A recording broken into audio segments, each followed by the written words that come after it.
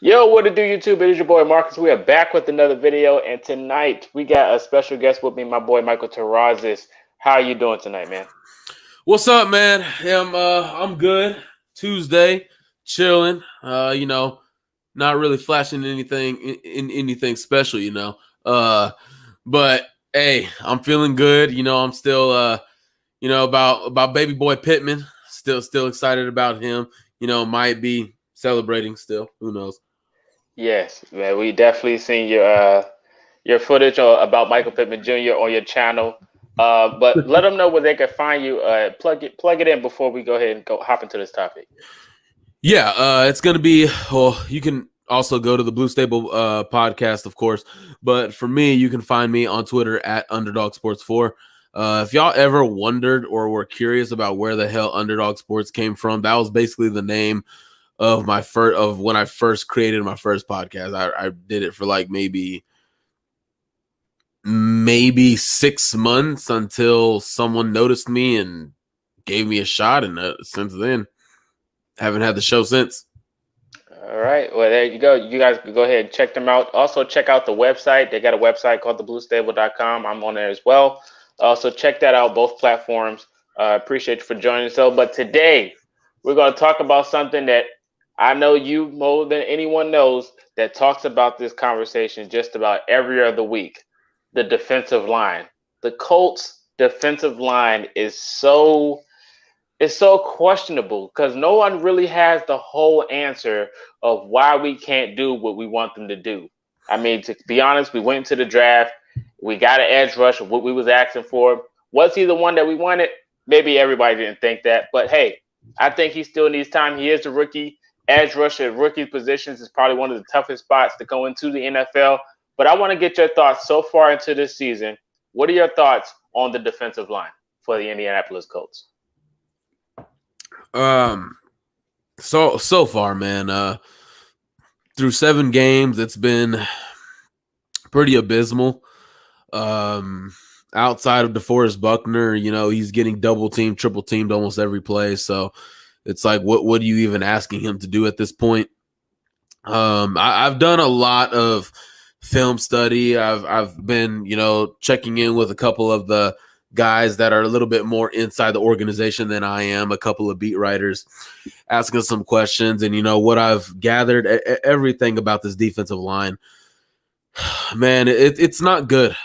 It's not good. When we look at the landscape of everything, okay, when we take into account the past edge rushing classes and even take this last year's edge rushing class, okay, look at Quiddy Pay. He barely, I barely see him flash game by game. He's showing some good stuff in the run game. But when it comes to the pass rush, it's like I haven't seen anything new from him. Everything I saw at Michigan, I'm seeing right now. I haven't seen anything new. So 7 games in, a rookie, I'm not seeing anything new moves, new technique, nothing like that. But then when you look around, Quiddy Pay was arguably, probably the best edge rusher in this class, if you want to say. If you even want to go with that, it wasn't the highest touted, edge rushing class, but he was probably looked at as the best. But then when I look around and I see Gregory Rousseau making a bigger impact on Buffalo's, and that was a guy me and Destin were out on. I liked him early on. Didn't like how he tested at the Combine or Pro Day. I didn't like Senior Bowl, all that stuff. I didn't like it, so I was out. He's making an impact. And look at a guy, Jason Odafe now, a guy who everyone said he's too raw. He basically didn't play enough. He has speed, but he hasn't worked on anything. And he's already probably made a lot bigger impact on his team than Quiddy Pay has. And he was probably the most well-rounded defensive end out of this class. So what's the problem here? Ben Bandigu, a guy people know that I love that guy. He doesn't suck. He has the talent. So what is going on? Kamoko Toure. Yeah, some of it is injuries. Yeah, he's missed the last couple of games, but even when he's in, still no development? Still none? Even before, there's nothing being done with these edge rushers. So before we even get into the rest of that, I do want to bring up something I saw from, and I'm going to credit Zach Hicks for this tweet. It was from him. I want to credit Zach Hicks for this, a good friend of the show. Give him his credit. This is his thought. It's been a little bit of what I've thought in my mind, but I think Zach put it in real good context for this. I'm going to find it right now. But in the meantime, looking at the landscape of this defensive line, Grover Stewart, DeForest Buckner, they have been a really good tandem side by side. I think for what Grover brings to the table, it's going to be a lot about just stuff in the run, not being moved. He's not going to offer much in the pass rush department, but outside of that, now I just found the tweet. He was asked by Dalton James, do you have any explanation for why Ballard and company have such difficulty scouting pass rushers? Somewhat of a weird question, but I will understand it because of the lack of production from this position group. Zach came back and said, I think, just a theory, that there was a major disconnect early between Ballard and the defensive staff. Ballard likes traitsy pass rushers. The staff wants guys to stuff the run and contain.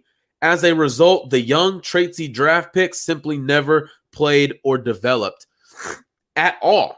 So when I look at that, Ballard is getting traitsy guys. When we say traitsy guys, length, athleticism, trying to bend. But when they get to Indianapolis, something doesn't work out. Something is off about all of them, even Kwity Paye. We'll see what happens with Dio Dangbo. I'm not expecting anything from him when he returns. He's coming off an Achilles and he's a rookie. I'm not going to even look his way. So I've been very critical. I'm not moving off this shit. Matt Eberflus needs to go. He's not good. But also another name that I've really started to do a lot of research on. I was big on Brian Baker, but the more and more I do homework, he does not have a good track record. He doesn't. He doesn't. Go back to Alabama. That's Alabama. You got All-Americans. You got first-round picks. You got second-round picks all over the field, no matter what side of the ball you look at. But the one position where they haven't produced NFL talent was defensive ends. And you know who was their defensive end coach for like 6 years? Brian Baker. There's no development there. So when he comes here, he and Eberflus get together. What is their mindset? What is their goal? How do they want these players to play?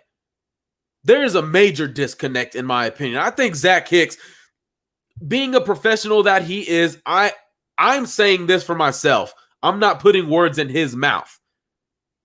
But that's not a theory. That is fact. He's just being professional and covering it up as a theory. Again, my words, not his. So I think changes need to come. I don't even give a damn if we make the playoffs. Changes need to come because the fact that we have invested high round draft picks and people keep blaming Ballard for some unknown reason. I have no idea why. I really don't. Kamoko Toure, Tyquan Lewis, Ben Bandigu, Kwity Paye, Dio Dagbo. We're still not doing anything. Go back to Terrell Basham. We thought he sucked, right? Yeah. He went to the Jets, caught a little bit of momentum. Now he's found a role in Dallas. That's not a coincidence. Henry Anderson, he found a role after he left. I mean, something's got to give. I know I've been going on for a little bit, but something's really got to give. We could break it down player by player or game by game, whatever the case may be. We are the worst. We're the worst pass rushing rate in the league. So we keep saying, there's a couple of freaking stupid cheerleaders out there that Matt Eberflus has, and they want to talk about how he's done more with less. More with less with what? A former All-Pro in Xavier Rhodes, a rookie defensive player of the year, two-time All-Pro in Darius Leonard, All-Pro in DeForest Buckner, great player in Grover Stewart, freaking almost defensive rookie of the year in Julian Blackmon, Kenny Moore, best nickel safety. What do you mean doing more with less? What exactly are you trying to get at? He's actually doing less with more. So I'm curious. I've said it many times on the podcast.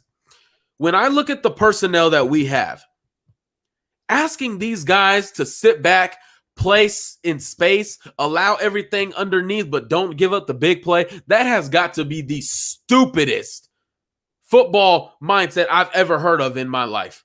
Never. Even when I play Madden, I don't have that concept. What is the point of allowing you to get down the field? Why don't I just stop you at the 30 or the 20-yard line in my territory? Why don't I just flip the field instead of just give you 3 points? Why is that even a concept? I don't know, man. Help me understand that. Hey, man, I'm not going to lie to you. I appreciate your company tonight because before I asked you to join, I asked 2 people and something happened on both invites. So my gut feeling is like, go ask Michael because he has something that he wants to say. So I asked you and you said exactly what I needed to hear. To be honest, man, the defensive line has been inconsistent. I will give praise to Grover Stewart because he's doing his thing when he can. DeForest Buckner does his thing when he can. And the uncalled potential, Al-Qadim Muhammad is definitely doing his thing when he can. So nobody's seen that coming. But I agree, man. Like, this defensive line has all the talent in the world, but just cannot execute. And execution has been one of the things we needed to do week in and week out. It's pure execution. Now, when you look at the talent that we have, you can take any one of those guys off that line and put them on any other team in the NFL, and I bet you they will pop off the screen and be way more dominant than what they are right now. It's just a simple fact as that. I don't know what we need to do, but I agree we do need to make some type of change because nothing has changed. When every team that goes into playing the Colts in the upcoming week does the same thing. You can even look at last week as a great example. What did they do? If they would have bootlegged us the whole week, the whole game, we would have lost. Simple as that. We would have lost if they would have bootlegged us the whole game. So I mentioned that on the show with Rashad just yesterday. I did mention that for those of you that did catch the podcast, that watched the whole thing. I did say that this defense looked good because of the rain, because they kept the 49ers and Kyle Shanahan from doing what they do a lot. And thankfully, the rain let up to allow Deebo Samuel to go off and help my fantasy team.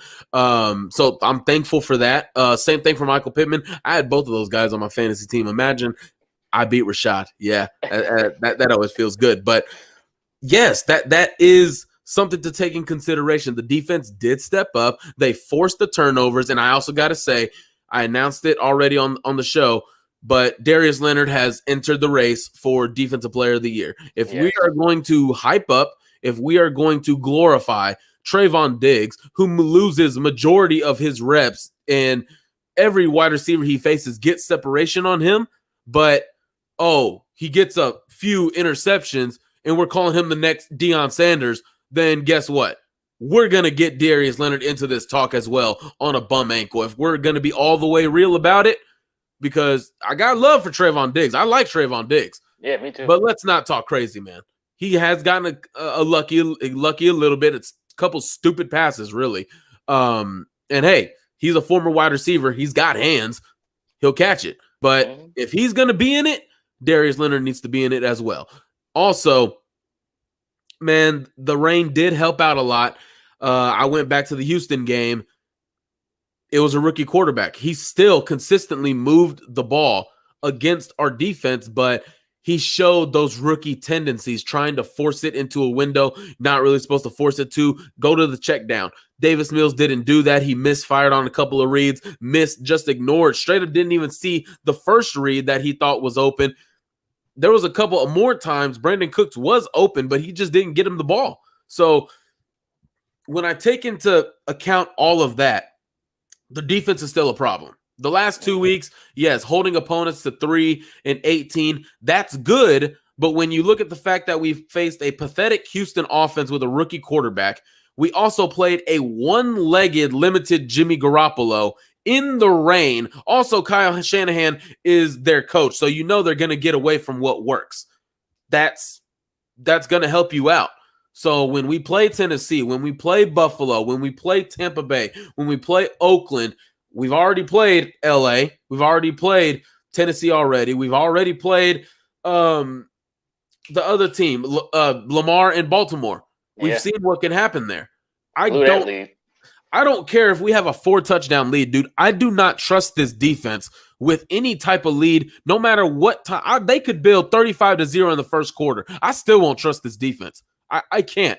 For the life of me, I can't. Going back to the defensive line, we want to harp, and I actually haven't listened to Kevin Bowen all that often, but the last couple of shows, I did bother to listen to him because I just love listening to Kevin Bowen, man. He's got such good insight. Check him out on 1070 The Fan.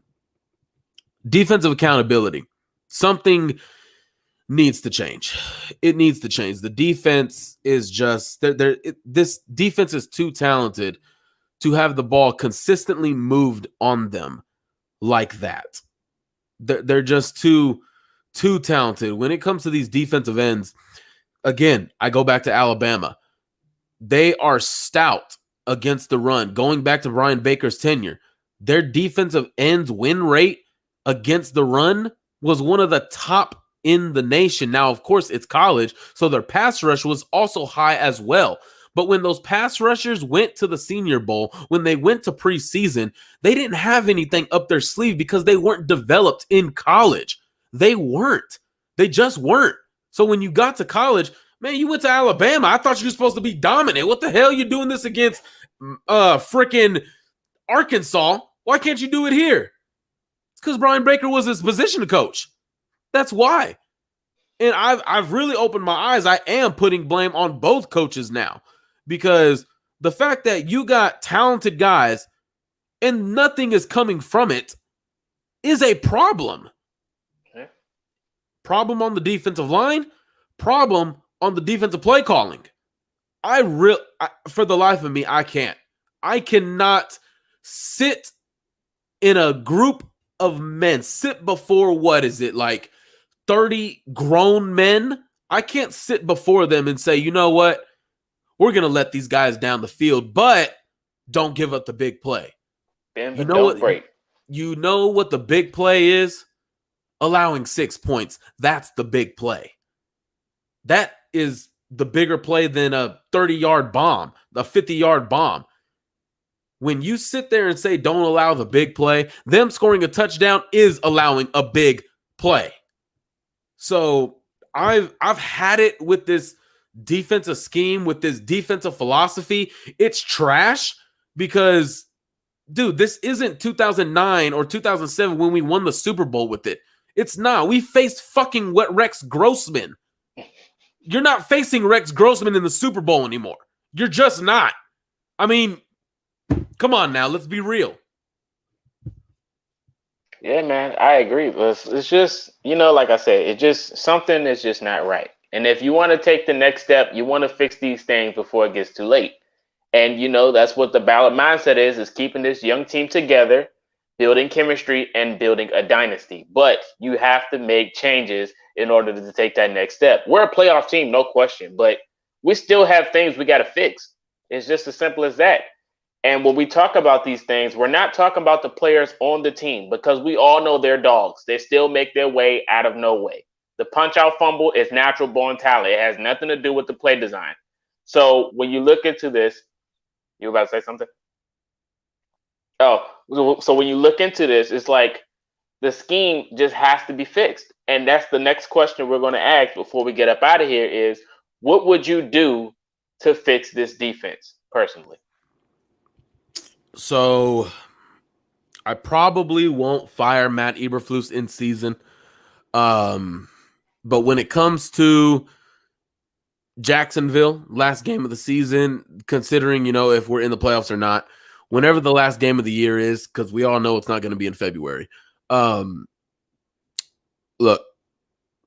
I'm going to the locker room, tell the guys, hey, we got some decisions to make.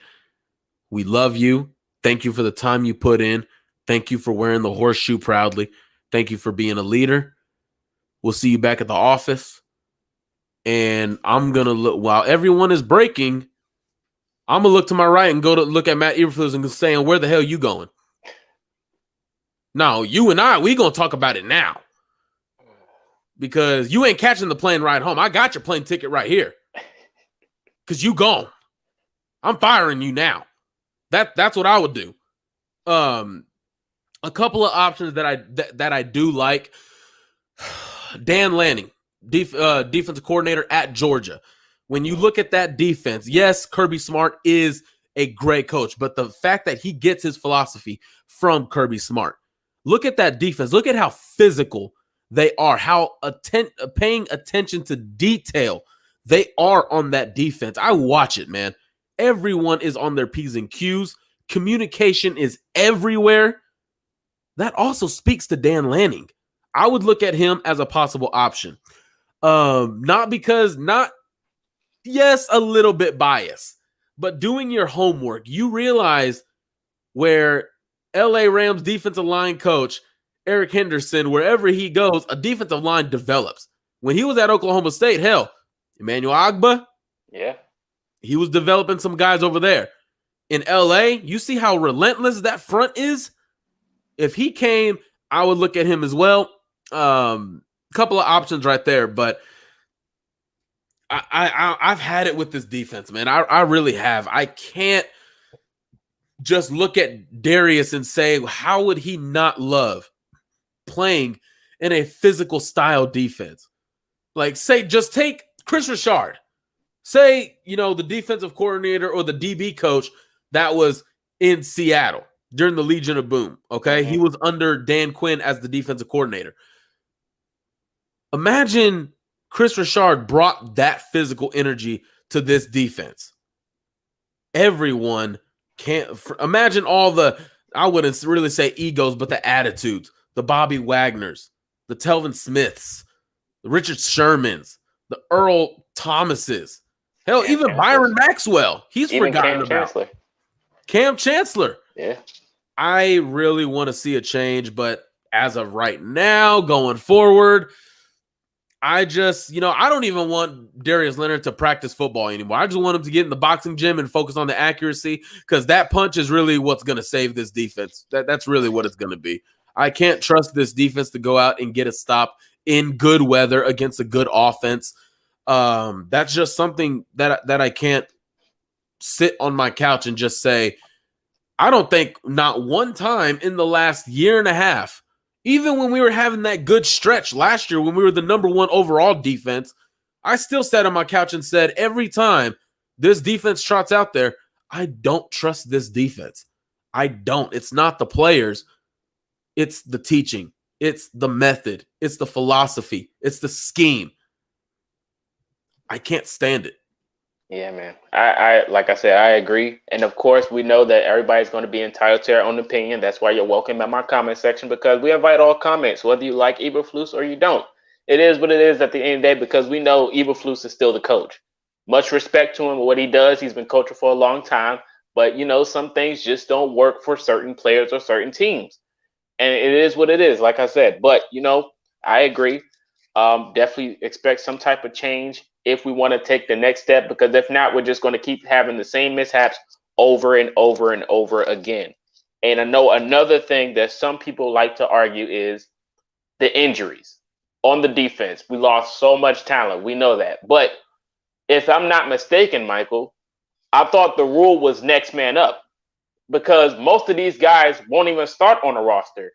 But the fact that they do get a chance on the Colts team when somebody goes down and you put them in the same scheme and the same thing happens, even if the starters are on the field, what's the real argument here? Yeah. There's not much of an argument. And when you say, guys that are here that are depth pieces, but when they go somewhere else and they perform, it's an entirely different thing. Jonathan Gannon was good at his job. He's the defensive coordinator in Philadelphia now. You knew he was good at his job, especially with the job he did with Pierre Desir. The job that he did with TJ Carey, job that he did, resurrecting those careers. TJ Carey was a joke for most of his career in Cleveland. That I'm just putting it plain and simple. They get here, he does good. But now, shout out James Rowe, who has done a good job with Isaiah Rodgers, Rocky Sin when he's been healthy. But moving forward, man, the injuries, I don't even care about the injuries. I didn't want to hear a thing about injuries when we blew that Monday night game. I really did. I didn't want to hear a damn thing about the injuries because I don't care. I had the same opinion when we came back against Kansas City in that wild card game. Everybody was mad. Oh my gosh, Jamal Charles was hurt. Dwayne Bowe was hurt. Of course they did that. What do you mean? Of course they did that. They were winning 34-10. What do you mean the Colts were supposed to do that? You built that lead. You couldn't get more points. Your defense couldn't get the more points. Tamba Hali, Justin Houston, you're telling me they couldn't get more? No, it's not because they had injuries. It's because they broke down. It's because their coach didn't adjust. It's because their coach panicked. That was such a asinine comment from Matt Eberflus against Baltimore. Well, we tried everything. We tried throwing different packages out. Yeah, by putting freaking Al-Qadim Muhammad in coverage against Marquise Brown. Who would even think? I wouldn't even do that in Madden. Then they put more PKs on it too. Like you didn't have George Odom and Isaiah Rodgers. So somebody quicker that knows the play schemes before you threw this guy that you just signed off the practice squad out there in the gun to fire with nobody covering over top. Right. Man, dude, the excuses are really working. They're really getting made. He's making his money in the excuse department. But honestly, man, I do have a theory. We did, and I joke all the time about Matt Eberflus, and I don't joke about the disdain I have for him. But some of the things that I say, just over exaggerating, I joke about that. Yeah. But honestly, when Frank Reich sat there and said he had a meeting with Matt Eberflus, it wasn't confirmed if it was just those two or if it was him and the defensive staff. But I would put a lot of money. I would put a lot of money on Chris Ballard being in that meeting as well. Because at some point, I'm not seeing any improvement with this defense through 4 years. I haven't seen it. We lost a bunch of talent. Go with the numbers facing above or average offenses, below average offenses, and then put us up against good offenses, good quarterbacks. We're abysmal. We're pathetic. So I am very curious to be inside the mind of a Chris Ballard. What are you thinking? When you're watching this defense, he does like to say a game-by-game basis. I would really like Darius Leonard to hold off on the forcing turnover because that makes Matt Eberflus look good when he's not.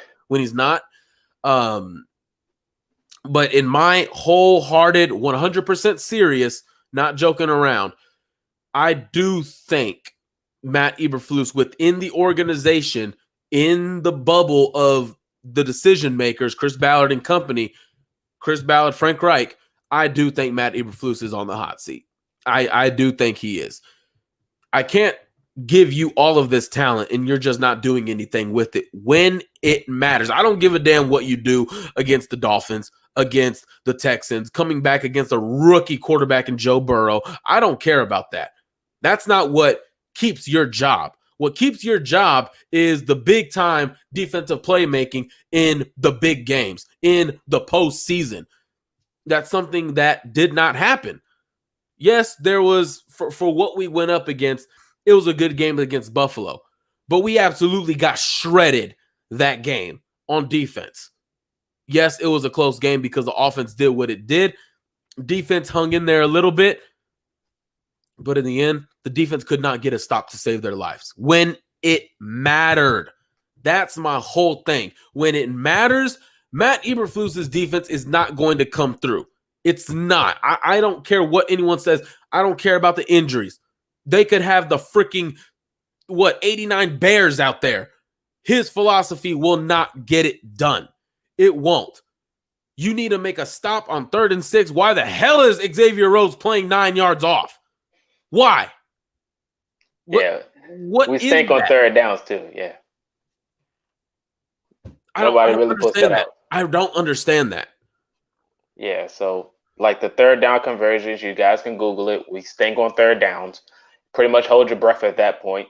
But when you look at the usage rate of the player, so who they're using, you see so much talent that's not being used. We don't use Ben Banigou. We don't use George Odom, even though we know he's good at all pro at special teams, but he's never used. We go out there and sign other safeties over him for a guy that actually put out before the season that he would like to play safety more because he has the ability to do so. And he even shown flashes. We go out there and get Sendejo, who's out there getting flags and getting blown up and can't tackle. But it's just like you could just look at these things. We bring in players that fits Eberflus schemes and nothing changes. So I just want you guys to learn the usage rate of the players that he do use and the players that don't get play at all. Even look at Antoine Woods, for example. We signed this guy who was pretty much a stout in Dallas. I think he was pretty good at stopping the run and everything, and we don't use him at all. One thing on Antoine Woods, he was more than just a run stuffer, dude. He was the heart and soul of that defense. They sucked, but he was the heart and soul. He was actually one of the only bright spots in that defense. Now, do I think he should be starting? Probably not. I thought being a backup to Grover Stewart was ideal for him. Mm-hmm. And I like what you said when it comes to not playing talent. I'll keep on asking this question. Why the hell is Isaac Rochelle on an NFL roster? Why? Why is he on the roster? He's not good at football. He's not. You can't convince me that he is. Chris Ballard just doesn't go in there and say, I'm going to release this guy, I'm going to release this guy, without sitting down with Matt Eberflus and going over these moves. That does not happen. Why the hell did we release Andre Sachare to go get Bo Beat Keys? Why? Now, Andre Sachare is balling out in Philadelphia, even though they suck as well. Why was that move made? Chris Williams, gone. What are we doing on the defensive side of the ball? What is going on in that decision making? Because what Chris wants, I think he's starting to realize he's not getting it in Matt. He's not. People literally, he goes on Twitter and just looks at all this Chris Ballard stuff. I could imagine it right now because I feel like I put myself in Chris Ballard's shoes. I'm seeing all this slander about my name, but you don't want to go after the guy that I'm giving the tools, but he can't do the job. If I'm sending you in to literally hang up a picture, I give you a nail, a crowbar, and a hammer, you don't know what to do with it, the picture's not going to get hung. The job is not going to get done. It's not going to get done right. You could still probably just punch it through the wall. You're going to break the drywall. It's going to fall down inside the wall. But it's not going to get done correctly, okay? It's not. So why is Isaac Rochelle here? Why is Andrew Sendejo here? Why isn't Andre Sachare still here? Why the... Don't even get me started on Sam Ehlinger. That's a whole different side of the football. But I need to understand what is going on. And I am not entitled to information. I am not entitled to these discussions because we all know this is the Colts. This is how they do business. A Jim Irsay ran organization. This is how they do business. They keep everything inside. Frank Reich's not going to go, and Kevin Bowen's not going to ask, hey, what did you think was wrong with the defense? He's not going to come out and say, well, we freaking suck. That's why. No. People get mad about how optimistic he is. What do you want him to say? This is how the Colts operate. I don't expect anything more than Frank than to come out and defend his guys. Because if he didn't, we would have a situation going on like one that's going on in Philadelphia right now. Yep. For the Sixers. You don't bring that stuff to the media. You don't. When you're in front of the cameras, okay, I'm going to stand by you. Even though I could look at you and stare a hole through your damn head, I got your back in front of these cameras. But you best believe when that door shuts and those media members aren't allowed back in, man, take these damn shoulder pads off. We throw some hands right now. because this ain't about to happen this way. I want to know, man. For the life of me, I want to know what's going on. I really do, because this is embarrassing. This is embarrassing. You can't invest this much at the defensive end position and not get production. I keep seeing Ballard. When are we going to hold Matt Eberflus accountable? When are we going to hold Brian Baker accountable? Who has Brian Baker coached that has made it big in the league? I'll give you 20 years because you won't give me an answer. I'm that confident you won't give me an answer.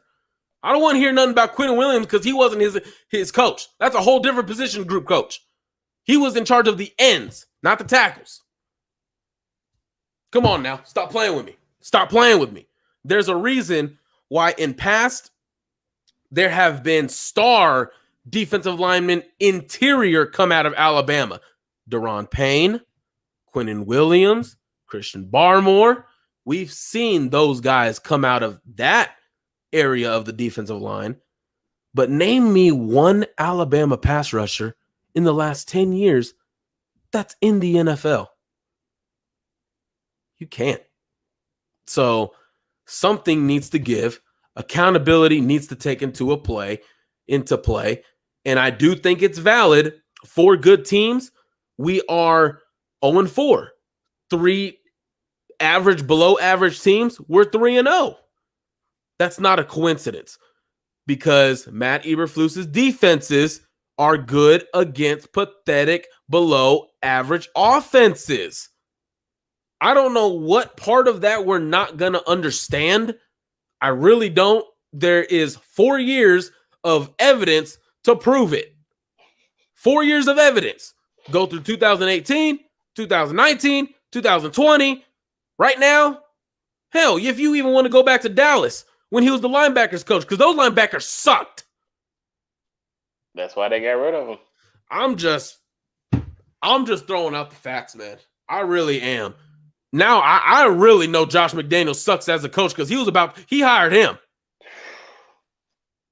Man, imagine Indianapolis with McDaniels as a head coach. Thank God Patriots brought him back, because I probably would have been a Dolphins fan by now. We would have been in a worse situation if McDaniels was there. I think every Colts fan can agree to that.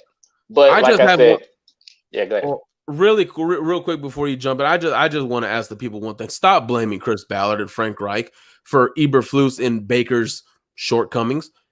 If you want to question Reich because he is the head coach, okay, do that. But here's the thing. How do you not know he is getting onto Eberflus about it? We don't check into that building on West 56th Street. I don't. Marcus, do you? Nope. I'm not an insider. Do you guys do? Do y'all work in the cafeteria, maintenance, janitorial? Do y'all hear those conversations? I didn't think so. So, I mean, hell, maybe if a janitor spot opened up, I'm Mexican, I could probably get that spot. I might try to get in on the inside, maybe grow a mustache. They won't be able to notice me. Change my profile picture on Twitter and everything. They don't know I run a show. Just stop blaming these guys because you don't know what they're holding Monday through Friday. We don't know that. And also, some people really don't know how stressful that job could be. You got to hold everyone accountable at an NFL standard. You got to have these requirements met week in and week out. And then you got to face adversity. If one of your stars go down, okay, what are you going to do with this guy? It's just a lot going on their plate. And this is just Colts fan talking about a team that they love dearly. Like I said, we're not insiders here. We're just strictly Colts fans talking Colts football, giving our opinions on certain situations. Like I said, we might not see eye to eye in the comment section, but it's just going to be that at the end of the day. We're not supposed to. But it is what it is, like I said. But the moral of the story for me, in my opinion, is that something has to get fixed. And then we let go of so much talent that we could have used right now due to the situation that we're in, because it is next man up. It's just coming back to bite us. Simple as that. So much talent gone. Danico Autry, we could have used right now. Is playing pretty good in Tennessee. And we laughed at it because we thought, oh, he's going into coverage off that footage that we've seen. But He wound up smacking up on the Chiefs that we thought that we were going to beat the Titans. Did a good job. Saturday, gone. Some corners that we could have used right now, gone. Malik Hooker, gone. We could have used him, but he wanted to go see something new. And he's actually playing pretty good in Dallas. Like I said, we lost a lot of players, a lot of talent that we let go, and we wind up getting people off the practice squad that we don't need, that's not executing. Simple as that. Execution is the goal for the players and the coaches. We just got to go out there and execute. And if not, we're just going to keep being mediocre. We're going to keep wondering why we're not on prime time. All these things, simple as that. Like I said, until we get these things fixed, these minor issues, we're not going to take the next step. And that's why we talked about it today. But Michael, I appreciate you for joining us tonight. Any last words before we go? Mike's muted. Mike. Oh, my bad. Before we do, sorry. You did mention Malik Hooker, and I think that's the perfect example of coaching to a guy's weaknesses rather than his strengths. Mm-hmm. In Chuck Pagano's system, you got to think about what he was being asked to do. And of course, as a rookie, what was he being asked to do? He was asked to basically be a ball hawk, play the field. Matt Eberflus comes into play. I want you covering the slot. I want you down in the box. He literally sent him everywhere where he did not need to be. I really didn't understand it. He was good in a true 3-4. Then you come with this scheme, and it doesn't work out for him for a reason. Yes, he had his shortcomings. He had his injury bugs. He had his missed coverages, his miscommunications. But you asked him to do something that he doesn't do. Darius Leonard, we think he's good now. Wait till he gets a true defensive coordinator with him. Why do you think he got noticed at South Carolina State? Go back to that Clemson game. He was all over the field. He was doing everything. And we're asking him not to do that. It's got to change, man. It really does. This game coming up against Tennessee, the last game really should have been a blowout, in my opinion. Yeah. But Ryan Tannehill can be stupid at times. So the game was a lot closer than it should have been. Mm-hmm. But this game, I do think the offense is getting into a rhythm now, which they were not in a rhythm. Carson Wentz was on 2 bad ankles. Now he's a lot healthier. He can step up into the pocket a lot better. Quentin Nelson is back and healthier. Expect him to not lose so many reps against Jeffrey Simmons. Chris Reed, Mark Glowinski is not a weakness, but who's the better guy? Chris Reed. Okay, Chris Reed. You get stronger. Braden Smith, will he be back? Maybe. Who knows? But all I know is Matt Pryor had a great game against Eric Armstead. Oh, yeah. That's what I know. Shout out TCU.